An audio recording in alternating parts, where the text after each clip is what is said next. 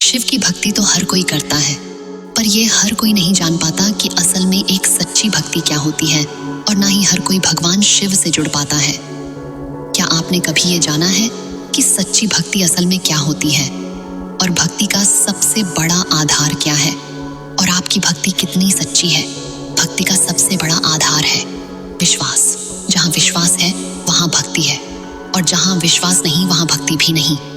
सच्ची भक्ति के लिए सबसे ज्यादा महत्वपूर्ण है भगवान के ऊपर और अपने ऊपर पूर्ण विश्वास, और उससे भी बड़ी बात, भगवान से कुछ भी पाने की कामना ना रखना।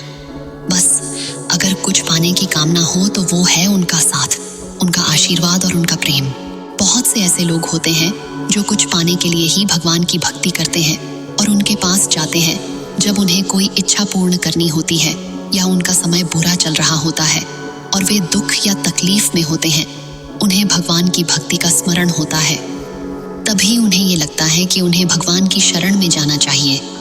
पर जब उनका समय अच्छा चल रहा होता है तो वो भगवान को पूरी तरह ही भूल जाते हैं। अगर भक्ति ऐसी है तो उस भक्ति को सच्ची भक्ति कहा ही नहीं जा सकता। सच्ची भक्ति में मन के अंदर कुछ भी पाने की कामना नहीं होती और ना ही कोई स्वार्थ होता है। अगर कुछ पाने की इच्छा होती है तो वो है भगवान से पूरी तरह जुड़ जाना।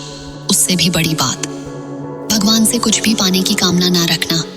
बस अगर कुछ पाने की कामना हो तो वो है उनका साथ, उनका आशीर्वाद, उनका प्रेम। आपने ये खुद अनुभव किया होगा कि जब भी आप भगवान को याद करते हैं या मंदिर जाते हैं तो आपके अंदर उनसे कुछ भी मांगने की इच्छा ही नहीं होती है। आप निस्वार्थ भक्ति भाव से उनके पास जाते हो, उनको याद करते हो, और मैं तो कहूंगी कि आपकी उनके कुछ मांगने की इच्छा ही नहीं होती और ना ही हिम्मत हो पाती है। इसी को तो एक सच्ची और निस्वार्थ भक्ति कहा जाता है, जहां बस मन में एक ही इच्छा होती है कि मैं बस ऐसे ही भगवान की ज्यादा से ज्यादा भक्ति कर पाऊं।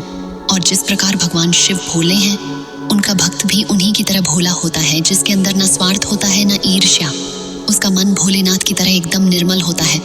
उसको बस किसी चीज से मतलब है तो वो है भगवान शिव और उनकी भक्ति।